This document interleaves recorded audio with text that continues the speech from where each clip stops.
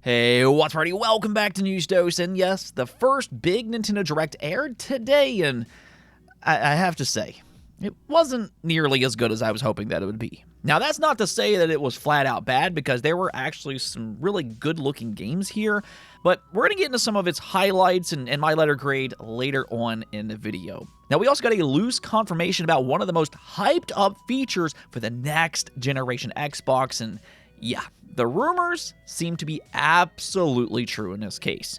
So stick around for all of that, but first, I do want to thank my supporters on Patreon and on YouTube memberships. Thank you just so much for what you do, and you will receive this video through early access.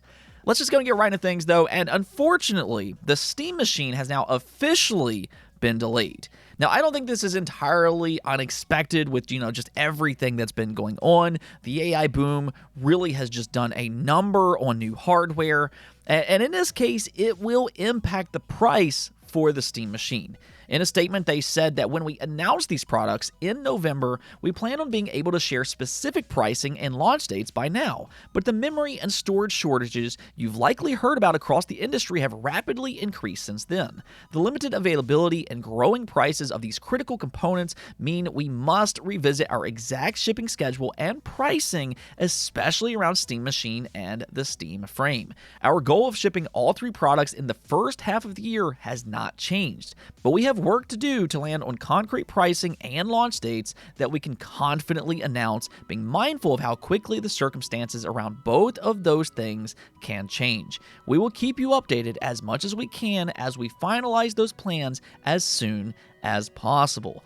So this isn't exactly the news that everybody wants to hear, but it is a reality that, that's out of the control of these console makers, especially for somebody like Valve, which is not exactly known as a massive hardware company. So for them to secure a lot of parts, like RAM as one such example, they have to pay for a contract to secure those, and unfortunately that price is very fluid for the time being, and likely for the foreseeable future. And I know a lot of people were hoping for a price around, $500 to $700. That would be absolutely fantastic, but it really is hard to say where they'll end up landing and how that will impact its success for the long term. If it comes out at, let's say, $800 or even $1,000, I know there's a fear of that, then I'm not exactly sure if it would sell a lot of units at a price like that. So Valve really could not have picked a worse time to launch a brand new console, but I guess we'll just have to wait and see what happens. They are standing firm on a first half 2026 launch. Technically, that's a slight delay from early 2026, but not by much, and we'll just have to see how this plays out. Let me hear your opinion about this, though. What's the most that you would be willing to pay for a Steam machine?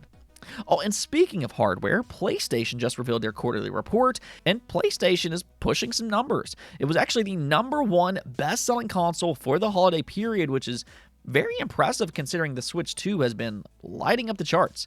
Now, some of that might be because, Sony offered a discount over the holiday. It was the only console for discount, and that helped them push a lot of units. But either which way, they sold an additional 8 million consoles, which brings the PlayStation 5 up to 92.2 million units sold. So it's right around the PlayStation 3 range as of this moment, and with recent news, the PlayStation 5 is expected to be Sony's main console for years to come. Reportedly, Sony is considering a delay for the PlayStation 6 by multiple years, and if they stick with that, even though the PlayStation 5 is technically slowing down as it gets older, I think it could still actually track down the PlayStation 4 because it will be their main console for a longer period of time. The PlayStation 4 is right around 118 million units, or at least that's the updated information that we have. So I think it's very possible that the PlayStation 5 could actually end up being their second best selling console of all time when all is said and done. We'll see, but again, I think it is very possible given the information that we currently have. Either which way, big congrats to Sony. All right, now let's just go ahead and get into the Nintendo Partner Showcase because really, there's a lot to go over here. I'm not going to talk about every single game that they showcase, but we will go over some of its highlights, and then I'll just wrap this section up with a letter grade. But yeah, they started the event off with Orbitals. Now, this is a new cooperative-driven anime style of game. It reminds me a lot of Split Fiction and It Takes Two because it does have that required split-screen focus to it. But in this case, you can actually use Nintendo's Game Share. So only one person has to purchase the game and then they can share it with their friend, which is actually really cool. That was one of the big things about Split Fiction and It Takes Two. You only had to buy one copy. And they're doing the same here with Orbitals, but just in a different way. Though, what I will say is that I really do like the way this game looks. It's got a very attractive art style to it, and it does look like it's a lot of fun. Now, they also revealed a new Paranorma site, which I was not expecting this at all. This tells me that the first game did very well for Square Enix, and for those that don't know, it's a visual novel horror-like experience. Arguably, it's actually among the best in the genre, especially when it comes to newer games, and the new entry will focus on a different urban legend.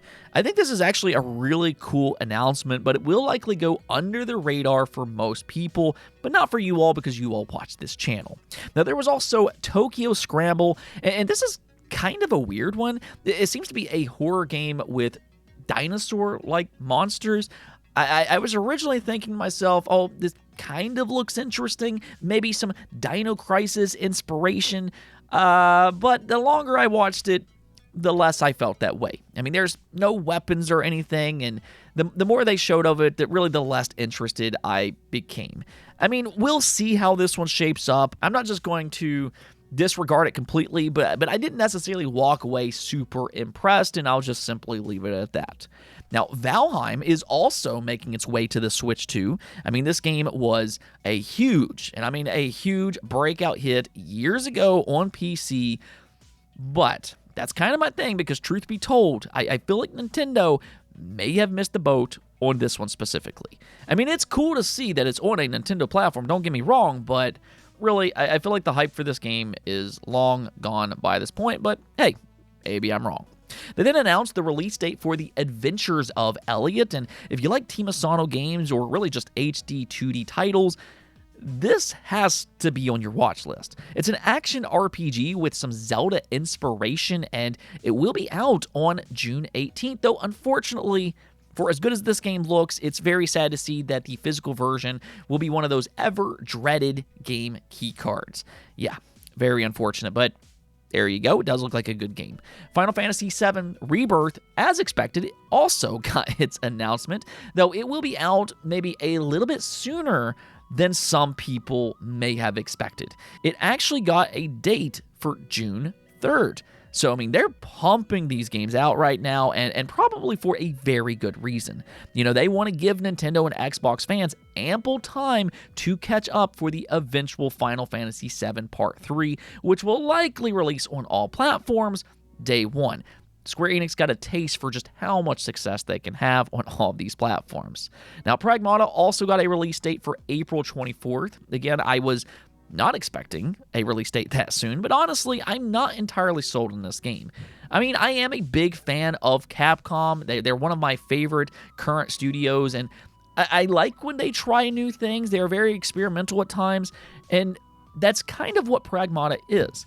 It's got a very unique combat mechanic that ties in puzzle elements, but I just don't know in this case. It just doesn't look all that intuitive to me. So I'm going to need to try this one out for myself. And that's the good news here, if anything else. A demo is releasing today. It's probably out already. So I think that will tell us a lot of what we need to know about Pragmata. Then there's Turok Origins. And here's the thing. I grew up as a Turok fan, specifically with Turok Evolution for the Nintendo GameCube. Yeah, I know that's not the most beloved entry in the franchise, quite the opposite, really, but I liked it when I was a kid. And my thing about Origins is that it doesn't really look like a Turok game, in my opinion. They keep showing it in third person, and that's not Turok. Now, to be completely fair, they announced it does have a first-person view, but they didn't really show a lot of that, which kind of tells me that, they are prioritizing third person, and I don't know. I'm just not convinced that this game will live up to the Turok reputation. However, it will be out this fall. Digimon Time Stranger is also coming to the Switch 2, and this is one of those quiet big announcements. I mean, this game really is the perfect fit for the Switch 2, and especially now that it has a 60 FPS option, which is kind of crazy to think about because the PlayStation 5 and the Xbox versions, for whatever reason, launched at 30 FPS only.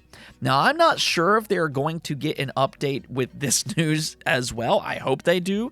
But either which way, Time Stranger is arguably the best Digimon game ever and possibly even better than the recent mainline Pokemon titles, depending on who you ask. And speaking of Bandai Namco, they're also porting Tales of Arise, which is actually a really big JRPG that released early in the generation for other consoles. Definitely go check that one out.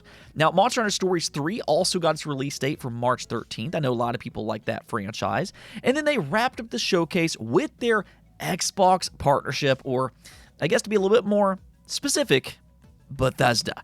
Yes, Todd Howard actually was in the showcase, and they revealed 3 different games, one being Fallout 4, which makes a ton of sense with the Amazon show being a massive hit for them. I think that's a very smart move. But they also announced Indiana Jones and the Great Circle and Oblivion Remastered. And these are all really great games, though I will say I still wish that Oblivion had better performance. I mean, it's crazy to me that it hasn't been fixed yet, but who knows, maybe for whatever reason it'll get its fix with the Switch 2.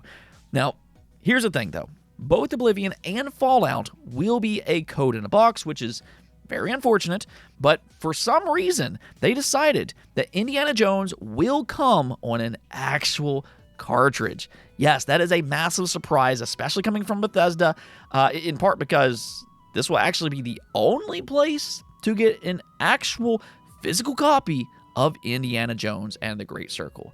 I think that will push some extra units. I think there will be people that double dips just to have a physical copy because this really is a fantastic game. Even with all of this, though, I was a bit surprised that Xbox didn't show up with more games, especially with something like Call of Duty. I mean, we know for a fact that that's eventually going to happen, but I guess the wait will be a bit longer. However, as a whole, like I said, this showcase did have some good games, and I think these highlights kind of showcases that, but at the same time, it felt like there wasn't necessarily a lot of big-time surprises. To me, it just kind of felt like it needed something just a bit more to bring it home, and that's why I'm going to say I'm going to give this showcase a C. I mean, it wasn't bad, but I don't think it was necessarily great either, and that's why I'm just going to say that was an average showcase in my opinion. But let me hear your letter grade in the comments below. Now, one more thing before we go, though, because Epic Games just essentially confirmed that the next generation Xbox will, in fact, include other PC storefronts. I mean, there's already been a ton of rumors about this. We've talked about this in countless videos, you know, that the next Xbox is going to be a console PC hybrid, and it's going to change how we view consoles moving forward. We've heard all of this before, but now we're hearing directly from a company that is in direct communication with Microsoft, and that's Epic Games. In an interview, they said this: "We definitely plan to be on the new hardware for Xbox because unless their policy or stance on it changes, they are telling us they're going to welcome that. And we're going to be there like on day one. That will probably require us to build in whatever their requirements are, some sort of software to support that." So there you go. As they said, unless something changes, then the Epic Games Store will be on the next Xbox console, which also means the rumors have been true all along. PC storefronts like Steam, GOG, and in this case, the Epic Games Store will be available on the next Xbox console. And I think that is actually kind of revolutionary. You know, not everybody loves Xbox, and I understand that. But if they can actually give consumers a legitimate console experience with an Xbox OS that can also play PC games like the Steam library, I mean, that's going to give people a lot more reason to buy into their next platform. It will literally be the most compatible console on the market and possibly the most powerful option as well, as long as my prediction comes true that they're truly targeting a super premium option. But let me just say it this way. This tells us that the next Xbox will be able to play Xbox games, backwards compatible Xbox games, Steam games, PlayStation games through Steam, and even emulation because, well, PC is the master of emulation as well. So again, this very well could be the most compatible console that we've ever seen, and I think that's actually very exciting. But let me know what you all think about this approach from Xbox in the comments below. Anyways, though, that's going to be it for this episode. But until next time, make sure to subscribe, ring that bell, and peace out.